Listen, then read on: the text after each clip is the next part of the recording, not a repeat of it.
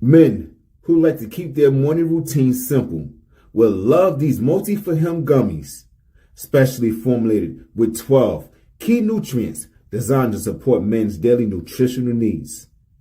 Nature Made Multi for Him gummies help support muscle and bone health. It improves your immune health and it increases your energy metabolism. With the quality you can trust, Nature Made Multi for Him gummies have no artificial flavors, no synthetic dyes, no high fructose corn syrup, no artificial sweeteners, and is gluten-free. Pharmacists around the world have recommended Nature Made to be the #1 vitamin and supplement brand. So when you need something that's going to help you get you through the day, when you need something that's going to increase your energy to help you get you through that workout, to make you perform as an elite athlete at the top of your ability, try Nature Made Multi for Him gummies, because you don't want to stop to the 12th round.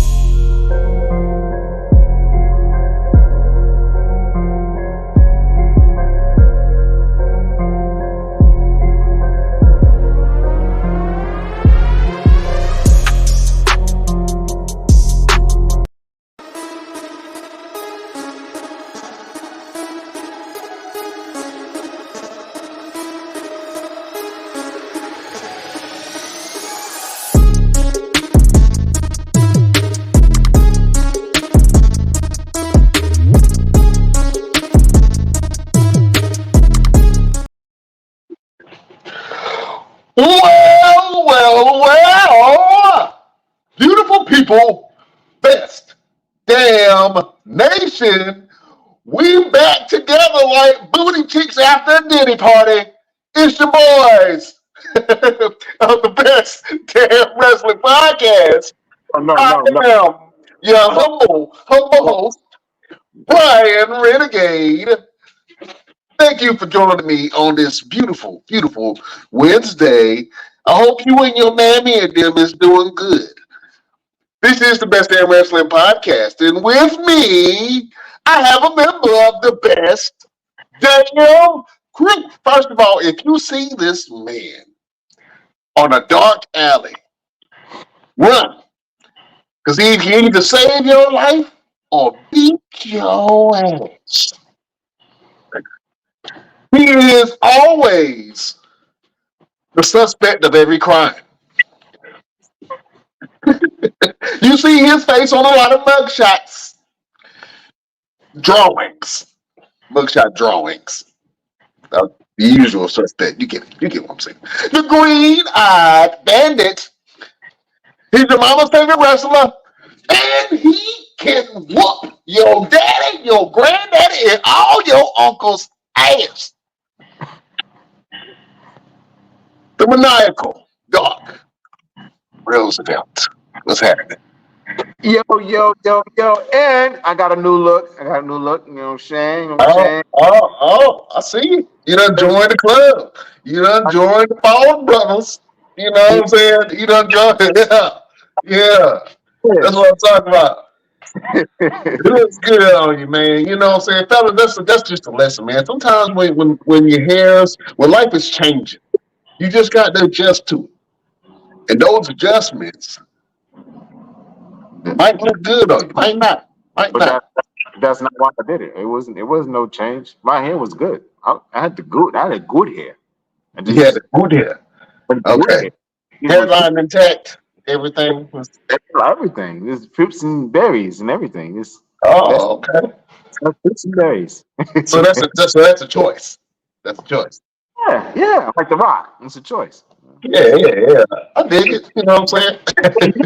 From what I've been hearing, it's a good choice. A good choice.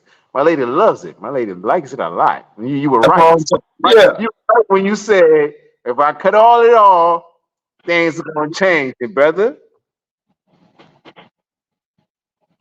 That's all I'm gonna say about it. That's all I'm gonna Okay. say. All right. All right. I hear you. We here. We here. All Yeah. there. Yeah. The Paul brothers. Well, yeah. Mr. Everything, formerly known as Victor Andrews Roosevelt, what's been going on with you, my brother? Man, listen. If I was doing good, it'd be illegal. So I guess I am the usual suspect. Yeah. There you go. The usual suspect. Yeah. I know you're going to use that. It's I'm okay. usually because it's illegal. So I'm doing all right. All right. But what's going on with you, brother man, brother man, brother man? Go ahead, let the Out of good happy. let the good people know what you've been doing, huh? What you been The, doing? the nasty. Out of happy. You know what I'm saying? I just had a beautiful, beautiful baby boy. I'm so excited, man, and my wife is in love, and my mama is in love, and I'm in love. He's a cute little guy, man. I just wanted to introduce the world to baby Zay. You know what I'm saying? So full name is Zay Styles Latimer. Look at that. Look at No, that. Is that look at not a Gerber baby? Is man, that not a Gerber baby? look at him. Look at Look at him. hey Zay, how you doing, Zay? I'm your Yeah, uncle. Bell. I'm the attractive one, not the rest of them. not the I'm rest of I'm probably going to be the one that you call very last about any issues. Yeah, you it. call your dad first. Your dad just shoots people. I just like to beat people up and torture them and tearing their limbs from limbs and tear the skin off and do things for them for like weeks and weeks and months. So I'll probably be the last person you call. But I'm the cool. Yeah, call him because I ain't got time. I'll pop a nigga. I'm sorry. Go ahead. Yeah, I got all the time in the world to just as long as they got money in their pocket. But look Mhm. at you. Look at you, Zay. You're looking so Yeah. he's I'm gonna throw adorable. another one, slow vertical. Yeah. Oh, Look look at at that. that. Oh. I make pretty babies. I make pretty babies. Yeah. Now we're gonna put it all to the mom. We're gonna put all the credit to the mom. Yeah. But So it's good. baby Zay Styles, man. I'm gonna tell. Listen, we wrestling fans. So I got to tell this story. Okay, I got to tell the story. So uh, the name Zay just kind of came to. We were looking at baby names, and I was like, I don't want to name him nothing regular. I got to find something, and we thought that he might have been a girl, right? So we was going to call the girl Zara. You know what I mean? So that's where the Z came from. So when we found out it was a boy, I'm like, all right, I'm happy now. Now we got to find a boy name. You know how hard it was to find a boy name? You know what I'm saying? I'm not like the guru and the genie here that just popped up on the screen. You know what I'm saying? The most evil, maniacal man in history. You know what I mean? He once taught Dr. Evil everything that he knows.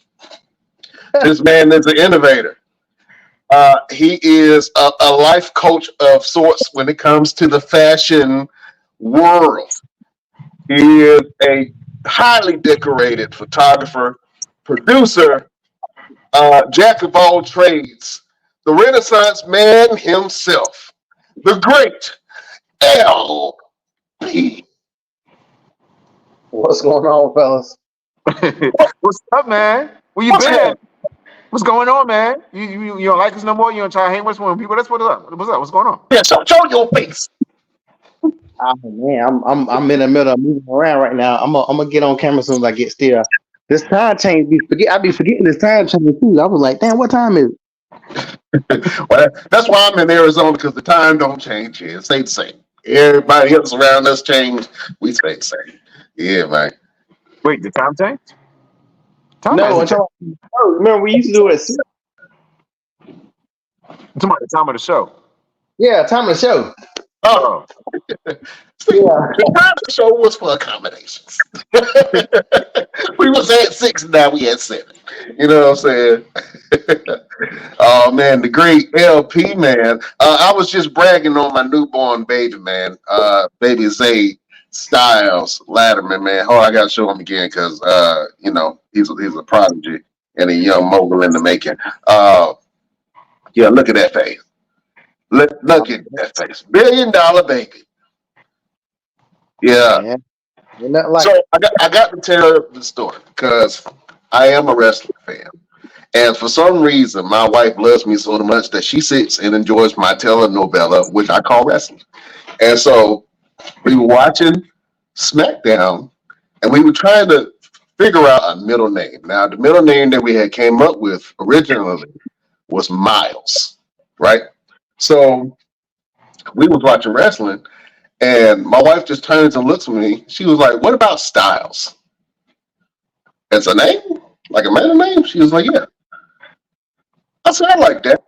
I said, "All the Styles that I know, they stab people, and they cool, you know. Either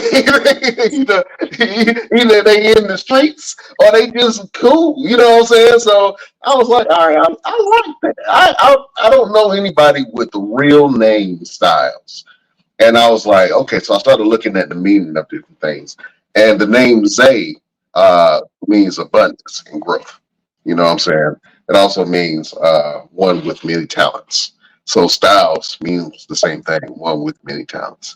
So, you know, I'm just manifesting on my son. You know, he could be talented like his pappy. You know what I'm saying? I ain't got as many kids as y'all, man. How many kids y'all got each? I both got 8 each, right? I got 3. I just got 2. One from marriage, and then one of my own. So, I think Chef got two, man. I gotta talk to this guy right quick. All right. Yeah, look at all this black father. Well, yeah, that's my wrestling tie. So my son has the name Styles, and obviously, you know, I'm a fan of AJ Styles, but she came up with it, and so I asked my son. I was like, you know, what do you think about these names? And he saw the name Styles. He was like, I like the name Styles. My older son. So I was like, okay, all right, that's what it's gonna be. If anybody questions me, you came up with the name. So that's how it is. Yeah. So baby Zay Styles, man. Did you test it with the baby? Did you say his name and did he react? Yeah, he reacts, man. And you know, usually when people hear the name, they kind of chew on it a little bit. They be like, Zay. I like it. You know what I'm saying? You know what I'm saying? It was one of those names like you don't hear it a lot. But the crazy part was, all right, so I got to tell you the story because it's action packed, right? I got to tell you about the birth of my son. All right, I know everybody else ain't excited about it, but I'm excited about it. So we up in the room, right? My wife, we had to take her to the hospital. She had to walk around the hospital for about 45 minutes. I'm trying to make it very quick because it's long. You know what I'm saying? So anyway, we in there with the doctors and nurses. I'm up there cracking jokes. We playing some bets. I got all the nurses and the doctor placing bets on how big the baby is going to be and what time the baby was going to be born. I'm sorry, I'm a hustler. So I had everybody in there placing bets. I should have took the money. I should have played for money. We were just playing for bragging rights, but I should have played for money. Anyway, so I had everybody in there placing bets. All of a sudden, the doctor was like, hey, let's do a practice push. He was like, Dad, you want to come over here and help? I'm like, yeah, I can help. So I come over there and I'm holding up a leg, right? She got her leg right here and I'm holding up her leg and I'm looking down at everything. And that's how you got to that situation in the first damn place. Everything. It was different. It was different though. It wasn't what I was familiar with. You know what I'm saying? I'll tell you that one. It wasn't what I was. It was different. So the doctor, while she was pushing, you did the practice push. The doctor was like, "Hey, look, you can see the head." And so I'm looking at that. I'm like, "Oh, that is the head. Okay, that's crazy." So they kept on. So they told her to push. Right? She pushed 4 times. Baby head came out. You know what I'm saying? I'm like, "Oh snap!"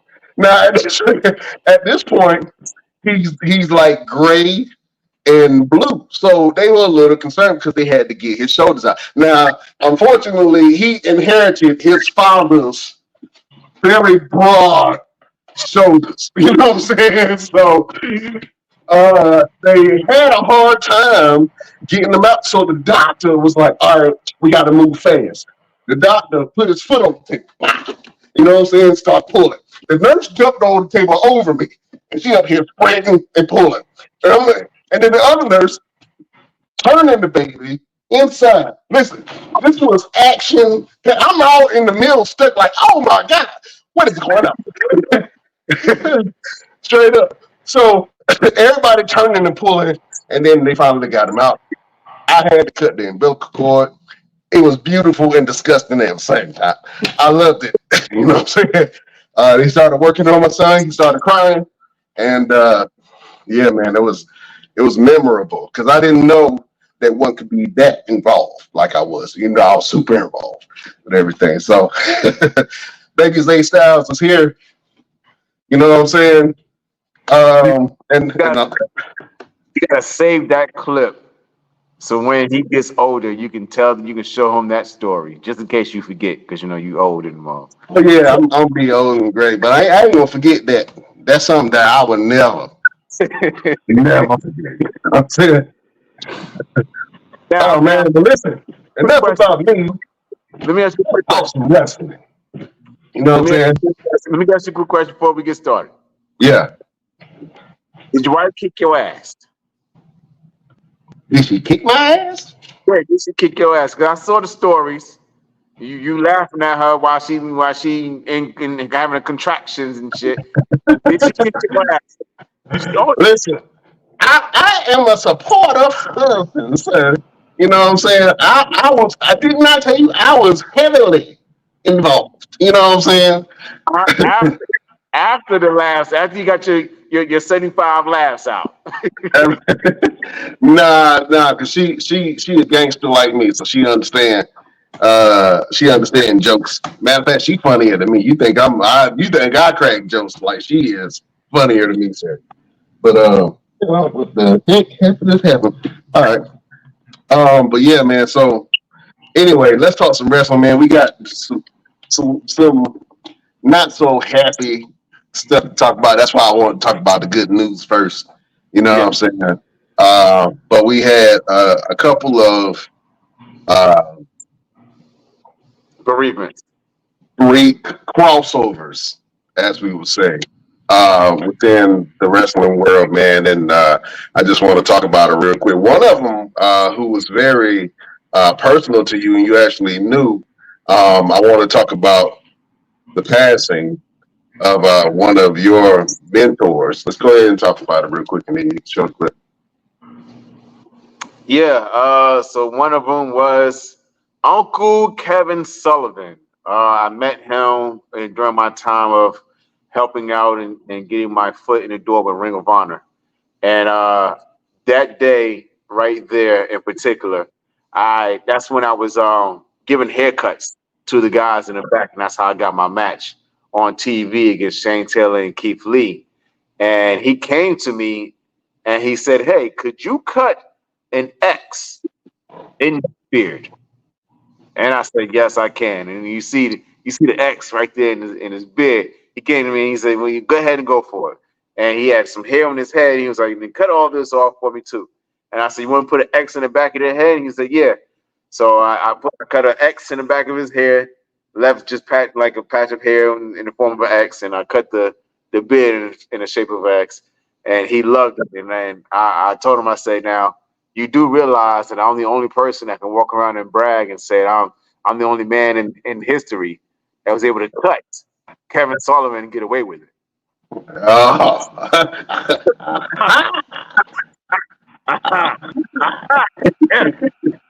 And he laughs. He laughed so hard about that. But on that night in particular, it was Ring of Dishonor, and the match that he was there for was Steve Corino versus BJ Whitmer, and it was their unsanctioned match.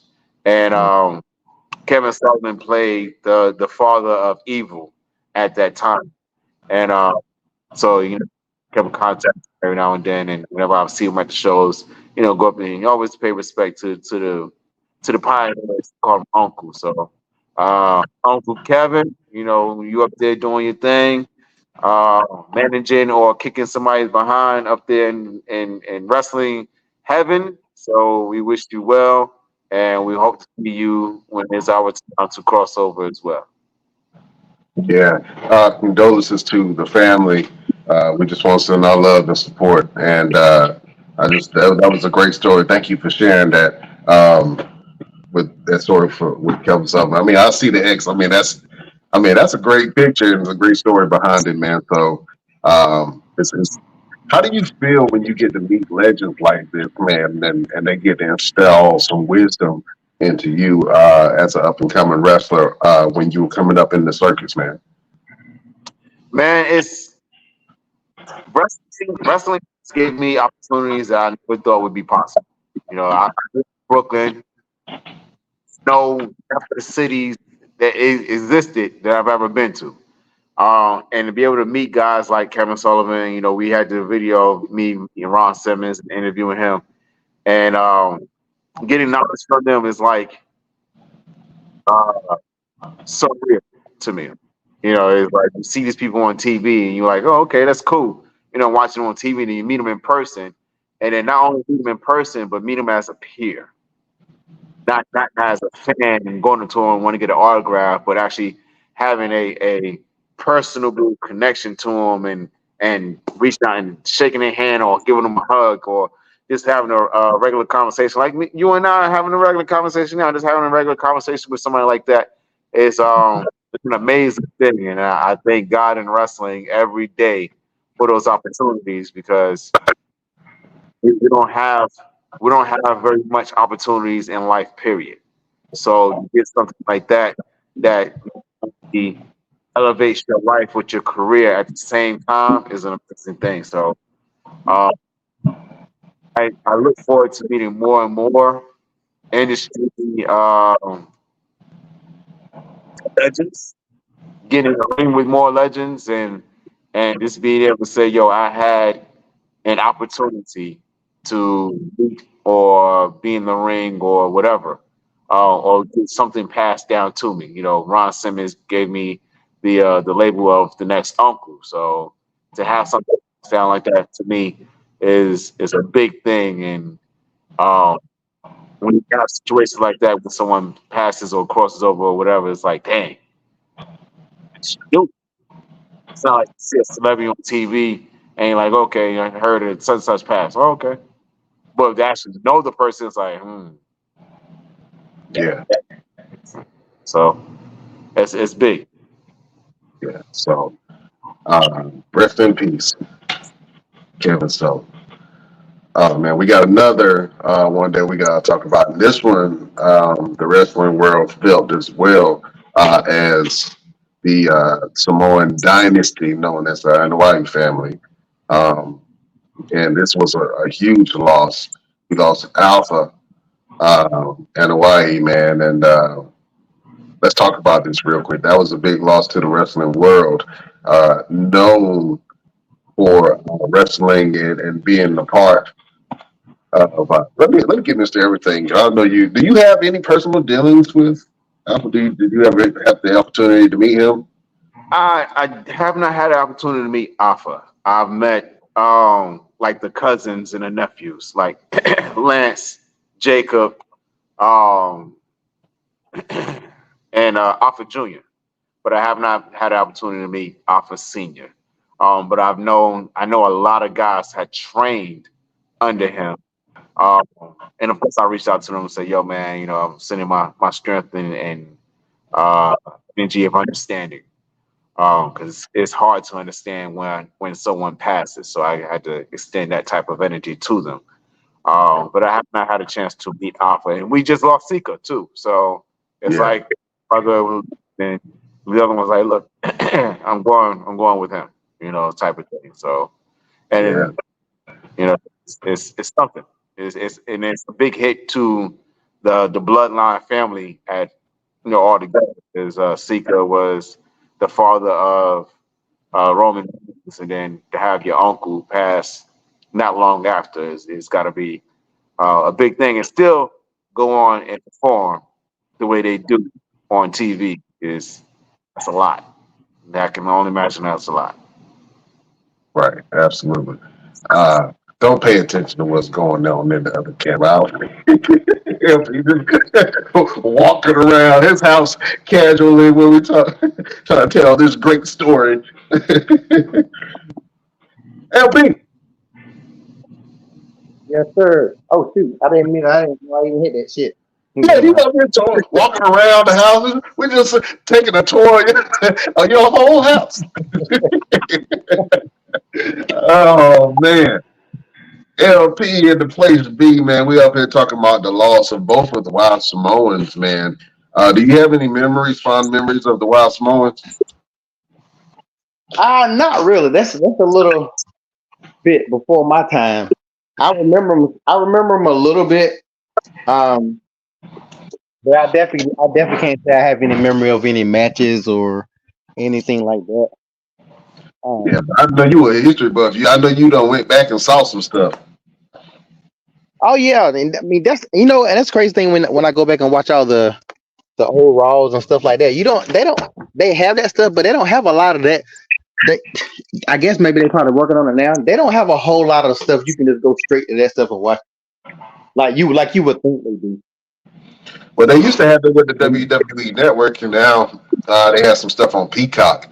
And I don't know how deep Peacock really gets with older wrestling content. I know they do have a lot of older wrestling content, but I haven't actually had the time to sit there and explore it.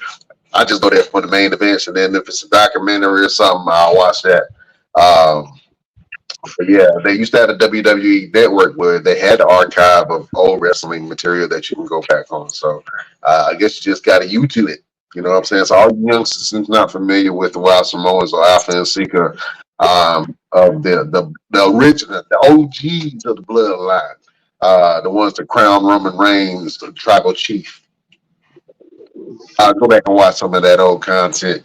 You know what I'm saying? You'll be surprised and highly happy that you did that, because they were very influential in the wrestling business. Very influential to Paul Heyman. Paul Heyman even said that he learned business riding with the Wild Samoans when he was 17 years old.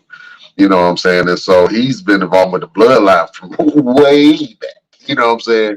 You know what I mean? So I know we all anticipating this bloodline feud, or what do you call it, the Civil War, because first of all, let's talk about it, because I've been gone for a while, damn it, and I've missed this man with all my heart. I got to take off my glasses. Your tribal chief, Roman Reigns, has returned. Last week he exerted his dominance over the so-called new tribal chief, Solo Sikoa, and this fake tongue-in bloodline that we have now on SmackDown. And then come this past week, man, they totally demolished Roman Reigns in the ring. There's implications. They put their hands on the tribal chief. LP, ain't you furious that they put the hands on your the OTC real tribal chief? I don't have a tribal chief. I'm black. My tribal chief is Booker T. If I got to choose anybody, You say your tribal chief is Booker T. yeah, no, I don't have a tribal chief. I think I'm on the minority, of course. I don't know. I just don't. I don't like the way all of a sudden And I know they got to do it because Roman is face. But I don't like the fact that all of a sudden now Solo is like afraid of Roman or timid around Roman. When all this other shit was going on, everybody wanted Solo to be the one that jumped on Roman. There were plenty of times when he would bump into Roman and everybody get excited. Everybody wanted it to be Solo. Now Solo doing it, and it's kind of like, everybody wanted to flip on it. So I personally think I the can see why bloodline. you said that. It's the same thing with Cody. Everybody wanted Cody to be champion, and then he got in and became this. Crybaby. Yeah, I ain't gonna go at Cody too hard. I was gonna about to say what stuff, but he turned into what we have now. You know what I'm Yeah, saying?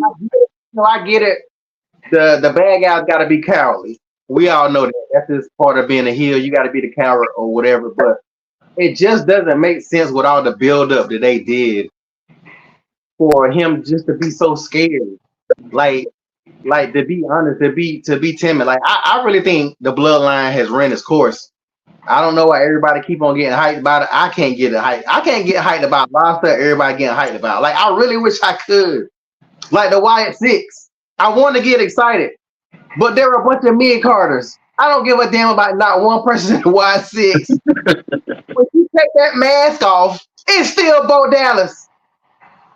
It's still Bo Dallas. Bo Dallas cannot beat Chad Gable under no circumstance. But I understand that that's the story we're going with. Whatever. But like I don't know. Maybe I'm desensitized. I see so many people get excited. I be wanting to get excited so bad, but I just like why I sit a bunch of mid Carters. When I look at the bloodline, I'm just like I said about the members. I don't know how good they was prior, but they haven't done nothing to impress me. Like they have not built them up correctly. So whenever the bloodline leaves, these guys are already getting put in mainstream situations now. But when the bloodline dissolves, what are they gonna do? Like I be looking to the future before I'm looking at what's going like when the bloodline gone, what's gonna happen to each member of the bloodline? How many of them are really gonna become stars? And y'all talking about another one? Who the other guy they talking about bringing in? Another damn? Yeah, you're bringing in another one. You haven't even established the ones that you have already. It's basically Marvel and DC. DC like shit. Marvel doing the Avengers. Let's jump into Justice League off gate. Let's not build up nothing. So I don't know. Maybe I know I'm alone because I see everybody else get so excited about it or whatever. But I don't like the way they punking Solo out because in the long run, it's making Solo look weak. And when all this stuff is said and done, just like people saying now, they want the old bloodline to come back. Jey Uso will be moving backwards if he go back, which I'm pretty sure he is. But Jey Uso, they got him. He's finally broken the shadow of his brother. So now you're going to throw him back in the bloodline with Jimmy? Get the fuck out of here. And you're going to throw Sammy in the mix? For what? Why would you throw Sammy back into this mix? Sammy's over here having white people problems right now. He don't need to get back over here. He already done that shit. He got to worry about Braun Breaker and shit like that. Braun Breaker threw that dude like he was like he was wrong when he threw that dude up there. He got to worry about that white ass Steiner over there. He ain't got time to be worried about this stuff. So I don't know. Help me, y'all help me because y'all excited about it. Help me find a way to get excited about it. Well, this is what I will say. My excitement has quailed from what it should be, and I know what you mean. As a wrestling fan, I should be more excited than what I am. But the reality is, I ain't really watched. I watched bits and pieces on Broadway and SmackDown the last couple of weeks, and it had some periods where it started to fail in certain areas. And it wasn't really anything that was keeping my interest. And maybe that's due to wrestling overload. You know what I'm saying? I kind of feel like that with all this wrestling content. And like I'm seeing stuff on my social media pages. I'm watching it. I'm seeing clips. Like it's almost like wrestling overload. It's like so much wrestling now. it's hard to get excited about stuff that you see. You know, and you're right. LP, it's almost like you desensitized to it. So ultimately, I just want to watch a good show. You know what I'm saying? So now the storylines do matter, and now they do have a lot of storylines going on. One in particular, I think the most popular storyline right now, and I know we just talked about the Bloodline storyline, but the reality is the Judgment Day storyline is probably the most interesting storyline outside of CM Punk and Drew McIntyre, if you actually cared about that. You know what I'm saying? And the Bloodline storyline is just picked up because Roman came back, but now they're trying to establish Roman as a babyface, and that still got to build.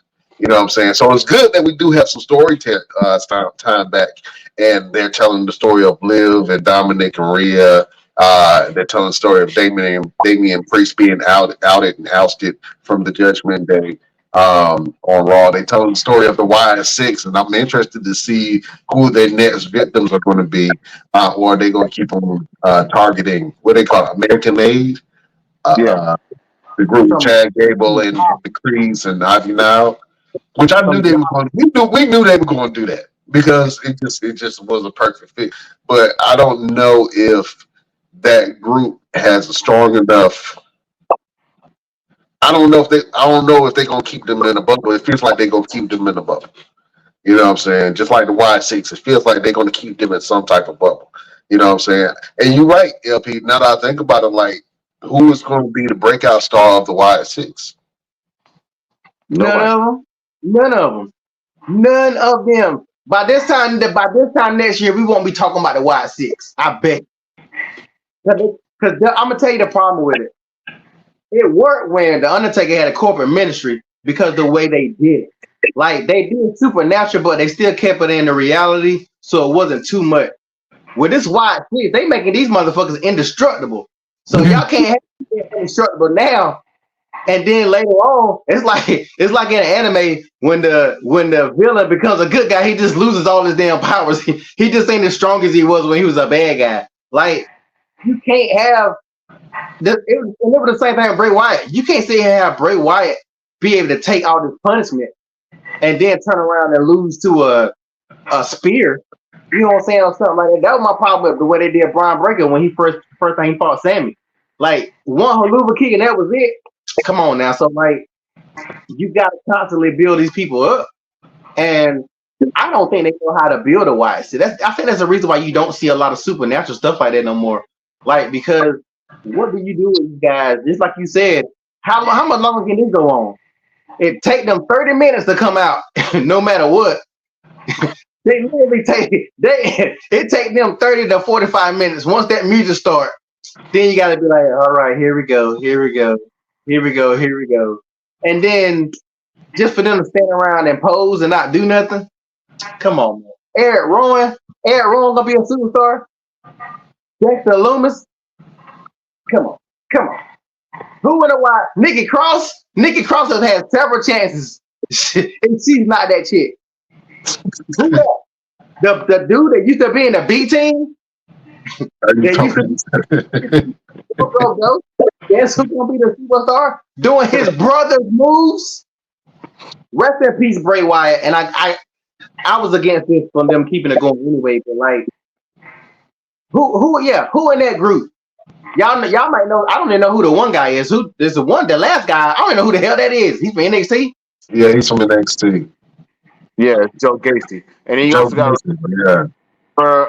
Eric Rowan and Luke Harper separated from Bray Wyatt, and they were the Bludgeon Brothers. That was a hard sell to the crowd because no one really got behind it, which is why Luke Harper eventually left and went to AEW, and Eric Rowan tried his best to stick around as long as possible, and then he eventually left as well. So you right, it is going to be hard for any of them trying to be breakout stars, but I think they got to figure out something. They got to give them a bigger story. I think putting them with Chad Gable is not giving them that real, okay, this is a real story type thing. When they did Bray Wyatt and he was doing the Firefly Funhouse and you know the Fiend and all that, that was a story. Like he didn't even do anything to anybody for a good while, They just kept telling the story of this whole fun house. And I think if they would have did it like that, that would have given them a bigger supernatural feel and a bigger impact.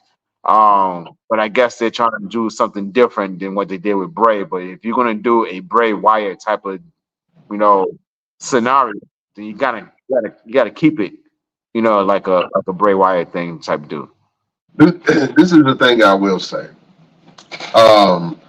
I think that the Bray Wyatt character for the Firefly Funhouse worked so much because it had humor in it and it had storytelling, and then it was such a great character and platform that Bray Wyatt had that he could go a lot of different directions with it and not be stale.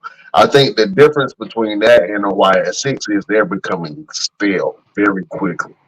And until somebody steps out, like Bo Dallas will have to come out and have a breakout performance against a couple of top competitors and just be devastated. I could never get behind the Uncle Howdy character. Even from the time he was introduced, I didn't like the whole Uncle Howdy thing. I think that he should have went back to the Firefly Funhouse, but he was the different Bray Wyatt in this time and trying to do something different.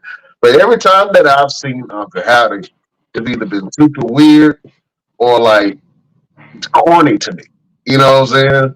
And I think that the mystique and mystery of who Uncle Howdy was kind of died for me at what was it? Was that the Royal Rumble when it was LA Knight versus Bray Wyatt, and then they did the glow in the dark match? I don't know if that Royal Rumble. Now you talking about when he missed that jump? When he missed the jump, yeah. when he jumped off, he was supposed to jump onto the table, onto LA Knight or whoever it was at the time, and he jumped and completely missed him. And I'm like, how did you miss somebody by a mile like that? And once I saw that, all the scariness, all the mystery of Uncle Howdy just kind of went away. And I'm like, dude, I can't take you serious after you jumped and missed. And like, you know what I'm saying? It kind of took the whole scariness and mystique away from me. But to be honest with you, I think that they can go a different way with it because Joe Gacy can talk. Mm-hmm. And so if Joe Gacy starts to come out to the forefront a little bit more and speak instead of being all weird and creepy, then you can have some control in the group. You know what I'm saying?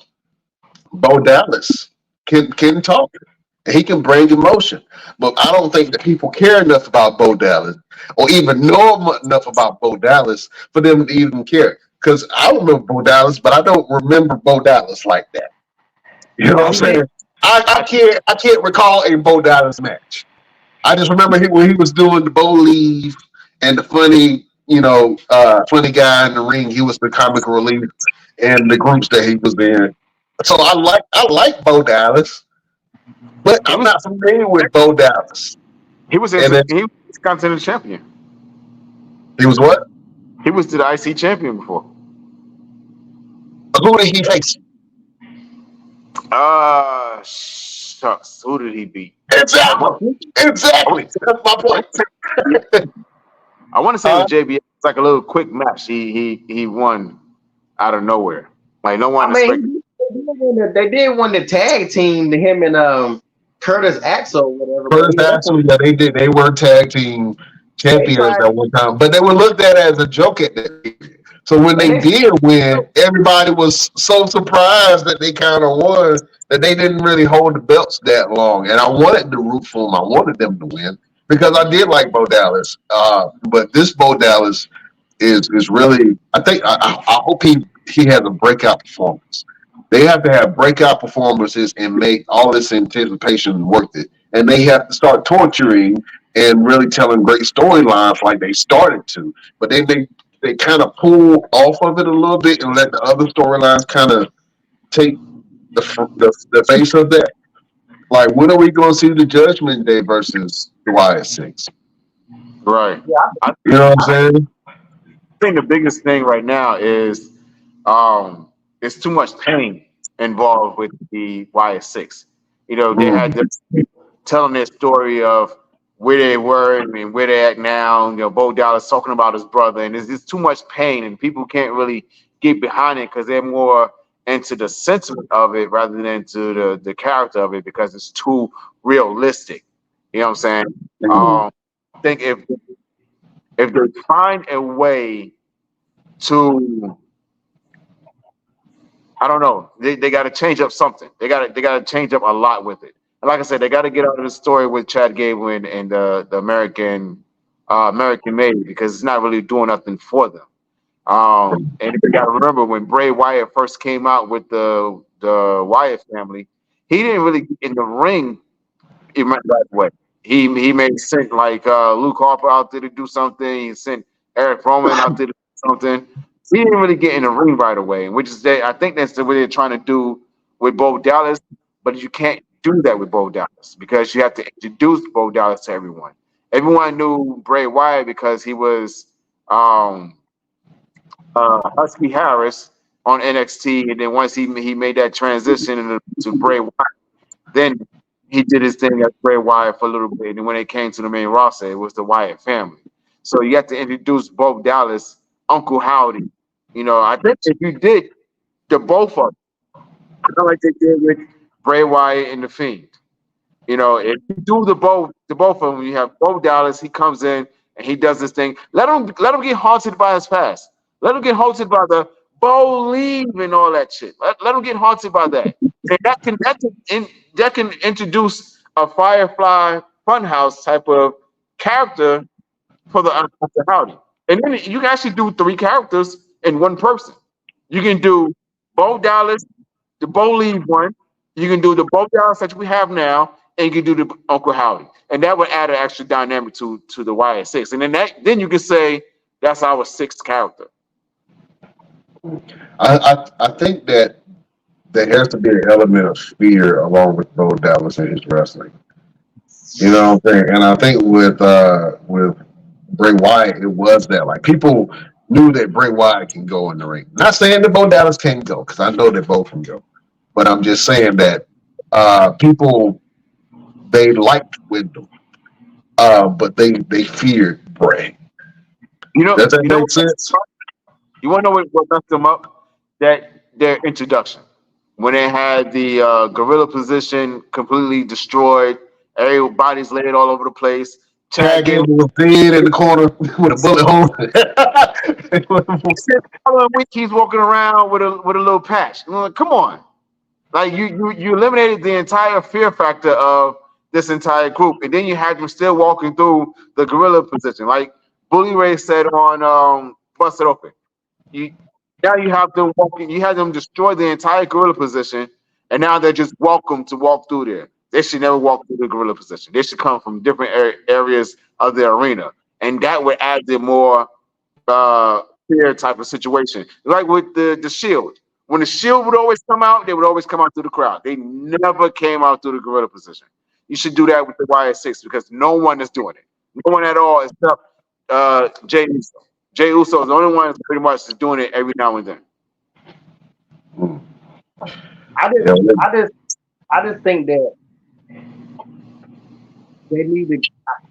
I don't know. I guess once this, whatever they got going on now ends, they can get a better figure out what they're gonna do. But like, they honestly should have the other characters going after people by themselves.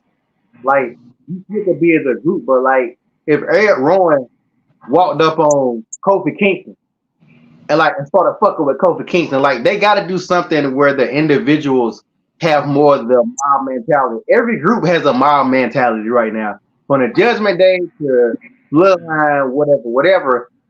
But with the mob mentality, I'll use a perfect example. When they had Evolution was an evolution as a group, but Batista had his shit, Ric Flair had his shit, Randy Orton had his, and even when Randy Orton was new, they all had individual things, and that made them, become characters as well as being in that group. With the Wyatt Six, they always squatted up. Most of the time, they don't really talk. I don't know how many of them going to talk or whatever they're going to do, but like, even wrestling wise, Uncle Howdy, he doesn't need to do none of Bray moves. He don't need to do the upside down thing. I can understand if he do the finisher. I get that. That's the homage to his brother. I get it. but wrestling wise, he should not wrestle like Bo Dallas, and he should not wrestle like Bray Wyatt. He should start new. And the other ones too. Nikki Cross should not be wrestling like she AS. What's the superhero name? AS. Nikki Ash, almost a superhero. Yeah, like she should not be doing no moves that she did during that. Eric Rowan should be like Kane when Kane first came. Eric Rowan should not be. I don't even know none of their signature moves. That's the good thing about them being mid cards. Don't nobody know their moves like that. You know what I'm saying? I never even seen Derek Loomis wrestle in WWE. I don't know what he did in NXT, but whatever they did during these times don't matter. Like that's like Roosevelt. If every people who followed you and know your wrestling skills have seen you wrestle, they might know your moves and what you're gonna do. If you was in a dark fashion like that, you should rebuild yourself. And wrestlers never do this if you really pay attention. Like even the Undertaker always did the Undertaker move, no matter what version the Undertaker was. He may add one or two things, but like I guess I'm about to ask you that. Why don't wrestlers do that more? Like Stone Cold as a heel and Stone Cold as a babyface, his wrestling style should have changed up. Is it the fact that when you are a known wrestler, you got to keep doing the same moves? But like when you do something like that, like a dramatic change, shouldn't your technique and style change to match?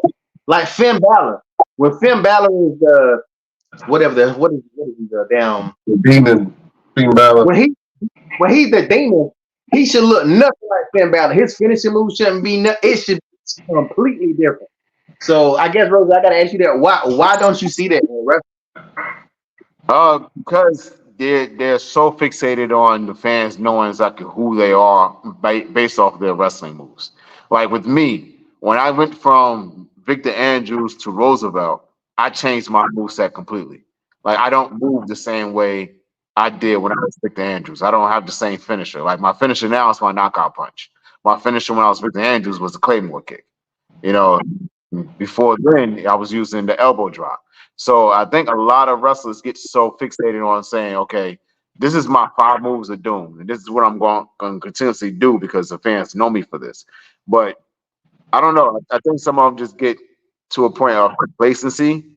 I don't want to say laziness, just complacency and saying, you know what, I'm really good at doing these particular moves, and I'm going to keep doing this because they know me for this, and I know I can pull this off without no issues. And I think it's a situation of trying to learn something new, and it's very hard to create a move that's only going to be yours. Like if I get the spine buster, everybody knows this is Anderson spine buster. You hear it all the time. You know, the pedigree, you know, that's the Triple H thing. The super kick, once upon a time, was the Shawn Michaels thing. Now it's everybody thing. Everybody saying shit.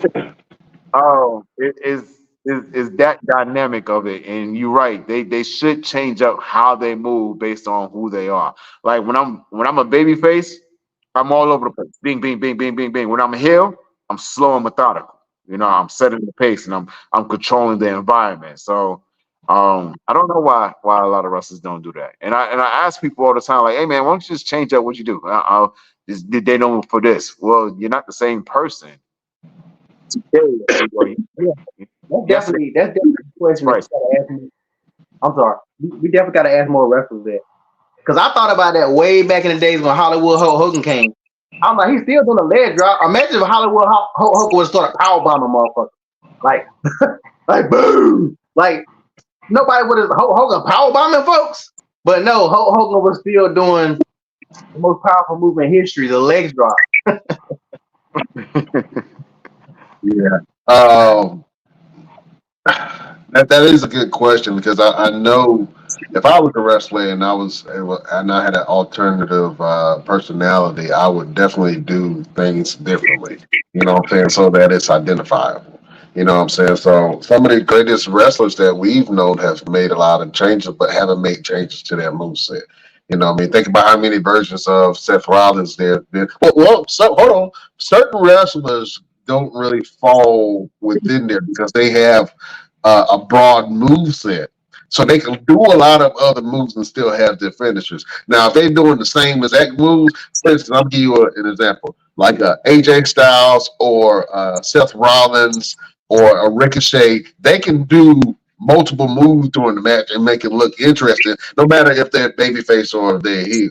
But if somebody like you just mentioned, like a John Cena, well, even John Cena had a different move set when he was babyface and when he was heel. A little bit. He had a different when he was doing the Thugonomics. Didn't he have a different finisher? Once he started doing the FU, he didn't. I don't remember I can't remember what. I think when he first started, he was a rookie. He was younger. He didn't really have a finisher. Because first he did what we call it FU, and then they just changed it to the attitude adjustment. But I can't remember what he did. And where I'm currently watching that wrestling right now, he ain't popped up yet. That's like Batista. Batista was always using the moment Batista got that, he was using his move, and he kept it. I don't know what he was doing before when he was in OEW. I think the cop out is like if you Samoan, you automatically got the Samoan moveset. You know what I'm saying? We all know what that is. You know what I'm saying? You're gonna have a Samoan drop. You're gonna have a hip drop. You're gonna have a run. Well, I don't know what you call it, running to the hip, running to like what do you call it when you run to the ropes and they hit your hip. Hip attack, yeah. Everybody gonna have the same move. If you Samoan, if you of a certain race, you know what I'm saying? If you Mexican, more than likely you're gonna do a hurricane. I'm just saying, more than likely you're gonna at least play around with a backflip, a moonsault, or something. You know what I'm saying? So I think that culture does have some things to do with it as well. You know what I mean? Like if you coming in at a like or your background, pulling from your background, like you said, Roosevelt, your new moveset is a punch to the a knockout punch. You know what I'm saying? Which is completely different from your other character, Mr. Everything. You know what I'm saying? So making those distinctions and moves does help, and I think that I like the wrestlers who have a broad move set and then can still do the things that people will remember them for when they was babyface versus somebody that do the same stale moves. And I think that for me, that's why I kind of lost interest in LA Knight, because it seemed like he was doing the same stale moves over and over and over again. And I wasn't getting excited about watching him wrestle. And then you got to also think about too, and I just thought about it. A lot of these guys are traveling all the time, so they really don't have time to even get in a ring to train and try something new. So if you and I are traveling all over the U.S. LP, and we know we're wrestling each other this city for the next 4 weeks. I'm not going to change up anything because you already know what I can do. You already know my moveset. I already know yours. So it's like it makes it easier for us to be able to put together a match because we know, all right, I'm going to give you line. I'm going to duck under, give you the power slam. Boom, there it is. You know what I'm saying? So I think that's another reason why you don't see a lot of guys change up their stuff, because if you're constantly with that same person, or you're going to wrestle, I'm going to wrestle you on this house show. I'm going to wrestle you at this house show. And then we're going to do it on a live show. It makes it easier because I'm not going to see you between and I'm not going to have an opportunity to be able to get in the ring and try something new. The guys at NXT can do it because they're right there in the performance center. They're training all the time. But a lot of guys that are on the main roster, they're not getting a lot of training reps like somebody on the independents or down at NXT who has a ring right there available to them. Now, if I went off and took some time off, and it can, which gives to AJ Styles' testament, he went and took some time off, and when he came back, he had some new moves and things like that. Same thing with Ricochet. Ricochet would go off and he'd come back and he got some couple of new move sets. And then a lot of these guys have things that they've done before they made it to the main roster or a major company. Like Ricochet has done stuff with Lucha Underground on the independents and all different things. Austin Theory, another guy who's done stuff on the independents, who have stuff that's in their back pocket that they can pull out on special occasion, and you be like, oh shit, where the hell where did this come from? But then when you go back and look at some of their stuff on YouTube or wherever that they've done on the independents, like, oh, okay, I've seen him do this before because he wrestled this such and such, and he did that move, but he ain't done it since then. Kevin Owens is another one who used to have a finisher that was kind of like a drop of the neck on top of the knee. That was his finisher. Now he doesn't do it anymore because he has other things that he can do. Yeah, absolutely, man. So All we're saying is, man, if you're gonna change your character, change your mannerisms, change your everything about it. You make it almost unrecognizable. That's all we're saying. You know what I'm saying? We don't want to see. Say Strong's, damn it. I can't wait to see Bo Dallas' first match and watch him wrestle like his brother. And so does he get a pass or not? I say no. I can understand respect his brother with a finisher, but he should not be doing all of his brother moves. No, he doesn't get a pass. He doesn't get a pass for me. But Certain people, if you brothers, like for instance, did Kane get a pass for stealing all the Undertaker moves? no, Why he was didn't. Kane giving the pass? And they ain't any real brothers. But that was the story. He came in and he did his moves against his brother. Now, if Bo Dallas was doing the moves against Bray Wyatt, he would get the pass. But you coming in utilizing what your brother had, you should be able to elevate what your brother used to do and not just do the same things that your brother did. Because now you're a different character, you're a different person. You know what I'm saying? And Yeah. and you got to think about it. Once he has his first match, it's going to be against Chad Gable. It's going to be a one-on-one against Chad Gable. And then you got to think about it. Can he really stand toe-to-toe in the ring with Chad Gable? No, come on now. You know he can't. So you know the supernatural stuff is going to take more effect than anything else. It'd be different. That's why his first person should not have been Chad Gable. Chad Gable's going to carry it, and Chad Gable's going to make it look good. But Chad Gable cannot. He cannot tie. He can't. What your boy said. He can't even carry Chad Gable's jock strap. And then back to your question, Bo Dallas doing something his brother did. Booker T and Stevie Ray didn't do the same thing. Matt Hardy and Jeff Hardy didn't do the same things. Owen and Brett. Yeah, they didn't do the same things. Jimmy and Jay don't even do the same things, and they're freaking twins. So you have to find something that separates you from your sibling to say, okay, I can see you doing something like it, but I can see you elevating it and making it your own. Right.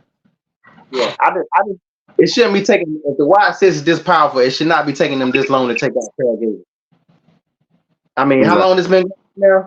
I mean, to be honest with you, the Creed brothers, and I'm not sure why they not letting them loose, man. But the Creed brothers, man, should be doing a lot more. Them boys are impressive, and I knew they were going to kind of pigeonhole them. Hopefully, they do more. Hopefully, we get to see them wrestle more, and I would love to see. Julius is a star, man, and once he come into his own, they're gonna have to separate him from his brother. But once he come into his own, I think he's gonna be a good one. Can I talk about something real quick? Because I got to get ready to run to the store. But I got to talk about this before I get off.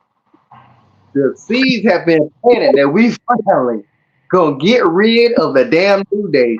Because the New Day is about to be over with. If you have read these signs, Kofi is turning heel against Xavier Woods. It's only a matter of time. I think it's good because the New Day has been stale for years, and it's not the New Day without Big E. Let's just keep it a buck. Like, the New Day is not the same without Big E.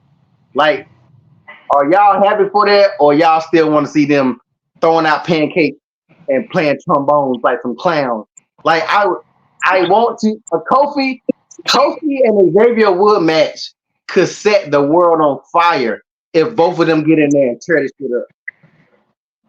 I think that the platform, they would have to lay the platform, and there has to be a big platform for it. If they're going to do that, I don't want to see them do a throwaway event. You know what I'm saying? I don't want the New Day to break up, but they need to. They are so stale now, and it is not getting over. They were main event players, man, and now they are not even mid card. You know what I'm saying? And they're stuck in the middle trying to elevate other people, but they're not even looked at as a credible threat of a tag team. And I think that the introduction of Odyssey Jones was a great fit, but now they're trying to break them up, and it hurts my spirit. It's almost like the Hurt Business. When the Hurt Business started getting over and they were super popular, and all of a sudden they just like pulled a rug and then they started turning on each other. And it's like, Man, I hated to see it. I hated to see it. It hurt my spirit because I bought a Hurt Business shirt. I just bought a damn Hurt Business shirt, and then they broke up next week, and I was pissed. I was pissed.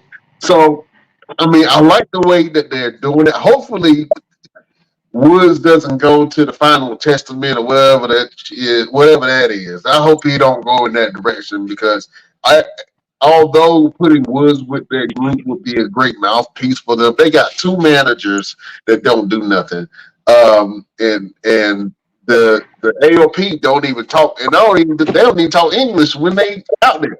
You know what I'm saying? So.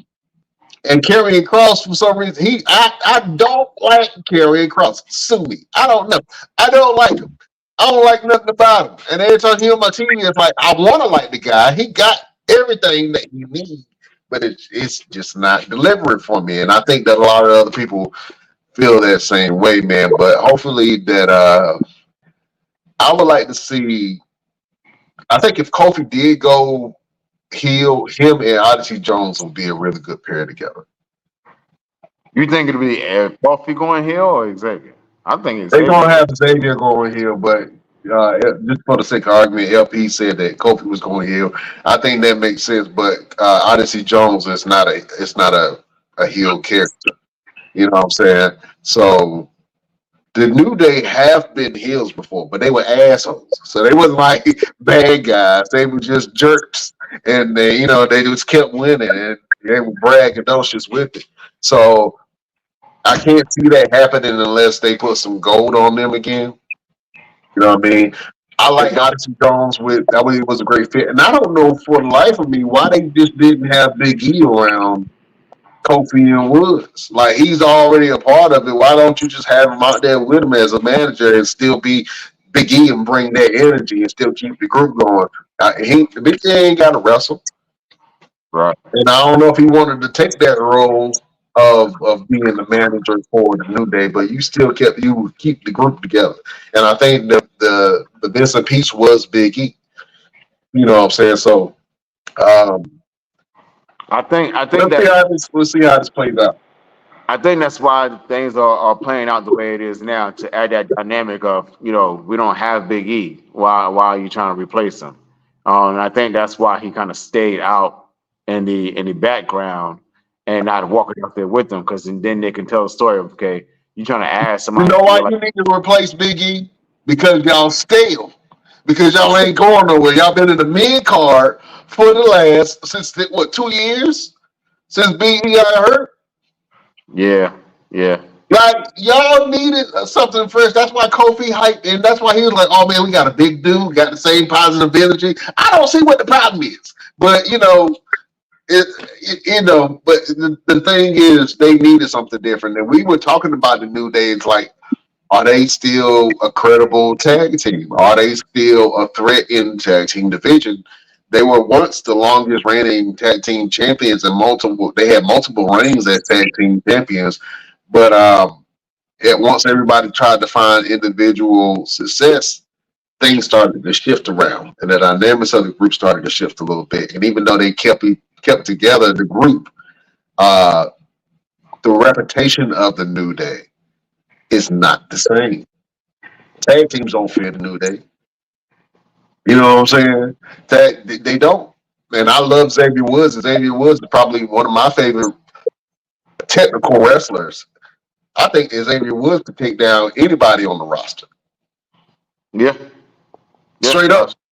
Chad Gable and Xavier Woods legit can jack up everybody on the roster. And other than Cody Rhodes, because Cody Rhodes and Xavier Woods actually faced when they were in high school together. They wrestled did amateur wrestling. Well, I don't know if you call it amateur wrestling in high school, but they did real wrestling. And they had some battles. But yeah, I legit think that Xavier Woods, and people look at Xavier Woods and they like, this guy? Yeah, that guy can whoop half everybody on the roster ass. I don't care how big they are. You know what I'm saying? In a wrestling match, in a real wrestling match, Xavier Woods would dust everybody off. Mm-hmm. And I believe that. Other than Chad Gable, I think and when him and Chad Gable got into the ring, I was so excited because it was a great match. You know what I'm saying? It was a great match. But LP is so super elated that the New Day is breaking up, and I'm I'm hurt by it. I'm hurt. Look at he had to dip off because he knew I was telling the truth. Oh man. Well, listen. It was a great show, man. It was one thing that I did want to talk about. I wish LP was still on, but I did want to talk about the Olympics, right? And there's been they had a lot of different sports being introduced into the Olympics. Here we go. Even breakdancing was introduced to the Olympics. Now I don't know who chose these people. I don't know who chose the judges. It was horrible, and it did not deliver. I think that it was disrespectful to not include the forefathers of breakdancing and breaking into the judges panel. I think that should have been a huge. And I don't understand why United States didn't win the breakdancing competition. You telling me that nobody from Queens, nobody from the Bronx, nobody from California, you know what I'm saying? Nobody was qualified enough to break. Nobody. Listen. New York by itself. That's all I gotta say. That's all I gotta say. No, it don't mean nothing because New York wasn't there. They didn't show up. Where was New York at? Where were the original forefathers of the breaking? They couldn't get international clearance. Had warrants. Had a couple of warrants. Yeah, I got it.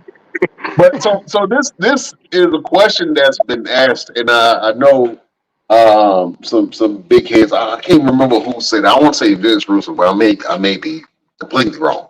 But anyway, there's a lot of people that's been asking, should professional wrestling be included into the Olympics? No. Roosevelt, you are a wrestler. You are a decorated wrestler. You are a champion in multiple promotions. You have wrestled all over the United States and all over the world. You don't want to see professional wrestling at the Olympics? And if so, how would that even work? Exactly. How would that work? Because I'm sorry. If you don't know, I'm going to drop the ball on you. It's predetermined. It's predetermined. So you can't say, "Oh, I actually beat this person in a competition," because if you and I get ready to wrestle and they say, "Roosevelt, you're beating Brian. Have fun." It was just a little, you know what I'm saying? Like, no. Mm-mm. Like you didn't have the Les twins at the break. The Les twins. Yeah, I was thinking that. Why weren't they representing the United States? I don't know. Right. The girl from Australia, and the biggest thing I hate about what Talking happened. about Ray Gunn that was doing the kangaroo hop. Looked like somebody. She looked like a roach that you spray Raid on. They just. Who won? I know that the person that won is of Asian descent. I don't know what country. You said Ray Gunn with no hesitation. We don't even know who the hell won the damn breakdancing competition. True that. Now, I'm gonna go to pole vaulting. Who won pole vaulting? Who do you remember that competed in the pole vaulting? You don't remember? Okay. I didn't catch pole vaulting. The guy that did the pole vaulting and he lost because his gimmick hit the damn pole. His what? You know, his gimmick. You know, his hot dog inside the bun. His giblets. Your pole giblets. Hit the bar and he lost because he was His chicken nuggets went through the pole. Ah, It clipped the top of the pole and knocked the pole down. his tip hit the tip. Ah, and it's, wow, Now, graphic. who won first place? Who won the gold in the shooting competition? The I handgun don't know who shooting won the competition. gold, but I remember the dude that was. One dude. Yeah. He was, that's all. I seen the memes. I don't even know the dude's name. Yeah, you're right. You know what I'm saying? But on the other side of things, I've never watched the Olympics before. Never watched the Olympics before. Me and my lady would sit in the house. They would just happen to be on the TV. We were watching it, and I say, you know what? I'm gonna check it out because I want to see the gymnastics because my daughter's a gymnast. I want to see the track because I used to run track. And Shakari Richardson, she's dope. Noah Lyles, he's dope. But I was watching the gymnastics, and they had one guy. His name was Steven and hey, I can't remember. I can't pronounce the last name, but it started with an N. But his first name was, and he was brought there to do one event, and that was the pommel horse. And I sat there and I watched, and this man, the Olympics started at 6 o'clock in the morning, 6, 7 o'clock. His event didn't go on to almost 5, 6 o'clock that evening. And he was there the entire time like this. And they kept pinning that damn camera on him. He would look up, or he'd be asleep, or he'd be reading, or he was doing something. And it looked like the beginning of an anime cartoon. And he was a big character because he was stoic. He didn't have no emotions, no reactions. He just did this the entire time until one event. When they did the floor routine and they got a really good score, and he looked up and he smirked and he put his head back down. And I was like, this man is about to go Super Saiyan. I don't know what the hell he getting ready to do, but my eyes are fixated on him. He walked up to that pommel horse, glasses on, looked at it, surveyed it, took his glasses off, put his chalk on,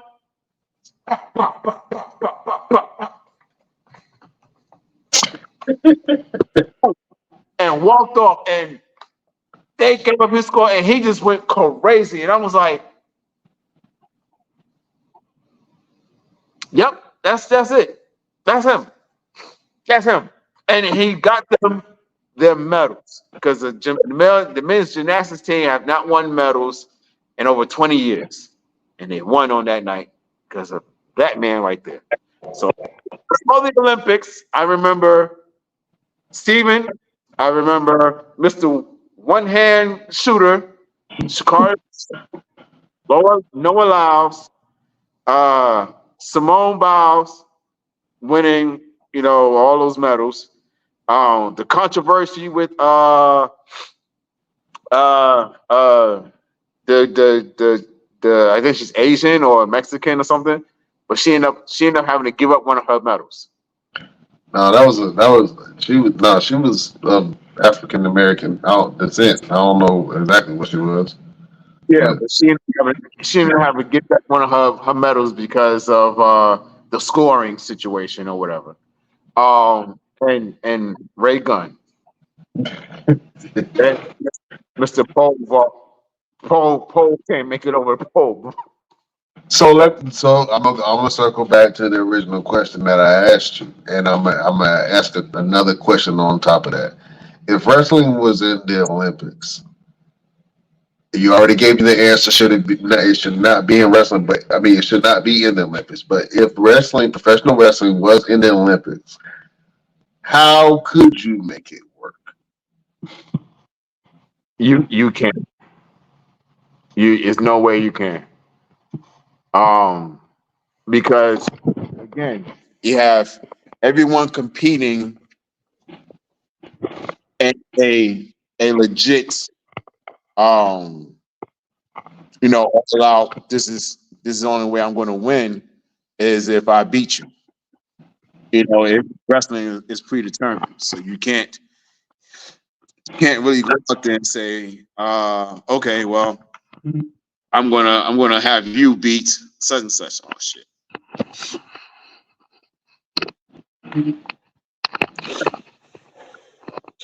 All right, so it's different ways that I think is ways that you could do. Maybe if you had an opponent in the ring and then you try to put on the best match of the Olympics in that particular event, you and your opponent. I think that's one way that you could do it. The way that we rate matches of the night, you would just base it off of the matches. Not sure how that would work or not, but that's a good question. So, Best Damn Nation, man, let us know what you think. Do you think that professional wrestling should be in the Olympics? Let us know in the comment box. Let us know on all of our pages what you think, and we will get back to you and possibly read some of your answers online. Well, this was a beautiful, great show. Thank you for joining us. You could have been anywhere in the world, but you ain't. You right here watching your boys, and we appreciate that. We love you. Thank you for supporting us like you does, man, and checking us out. We appreciate all the love that you have given us throughout this 2-year journey of this podcast. I want to give a special thank you to all of our sponsors: Nature Made, Marriott Bonvoy, Brickhouse Nutrition, Fanatics, IdleCam, Orlando Vacations, Eyeglasses.com, Tour Hub, Phoenix Foodies, Hilton Honors, and more. So thank you guys for continuing to support the show like it does, giving us the resources that we need to keep this thing pushing. And if you want to follow us on our social media, you can go to our Instagram at the Best Damn Wrestling Podcast. You can go to our Facebook group, the Best Damn Wrestling Podcast. You can go to our Facebook page, the BD Wrestling Podcast. You can go over to our X or Twitter, as it was formerly known, at Best Damn Crew. You can go over to our Twitch, the Best Damn Wrestling Podcast. We got a TikTok. You can visit us on TikTok at Best Damn Wrestling Crew, and go to our damn store, www.bestdamnwrestlingstore.com. You can get all kind of goodies for your pleasure. We got hats, hoodies, all that stuff, all that jazz. Get you a mug that say best damn mom or best damn dad or best damn wife on it. You know what I'm saying? You can get you a t-shirt. You know what I'm saying? Keep on supporting the Best Damn Wrestling Podcast. You know we love you like play cousins. So go over to our damn store and get you a damn shirt. Damn it. My name is Brian Renegade. You can follow me on all platforms at Brian Renegade. You can also follow LP on his platforms, One Click Photography Shoots. You can also follow Roosevelt at Roosevelt Pro Fighter on Instagram and see what he got going on. They're always posting new stuff, so go check him out. LP definitely does all his photography things, so he's always posting new videos and pictures of his photography work. And Roosevelt was always training, fighting, all that jazz. You know he liked to fight. Brian Renegade, you can go to my stuff, man. I got food, recipes, all that stuff. You know what I'm saying? And you can even see some pictures of my newborn baby for a limited time. Thank you for joining us. If you're on Spotify, iHeartRadio, listening to us in Radio Land, thank you for joining us. Thank you to all of the other countries that listen to us. Shout out to Poland. Shout out to Brussels. Shout out to France, England. All those places listen to the boys at the Best Damn Wrestling Podcast. And we love and appreciate you for that. Look, it's been a great show. I can't hold you no longer. Check us out on all of our platforms. We will see you next week on the next best damn wrestling podcast. Beautiful people, we love you. I bid you. Adieu.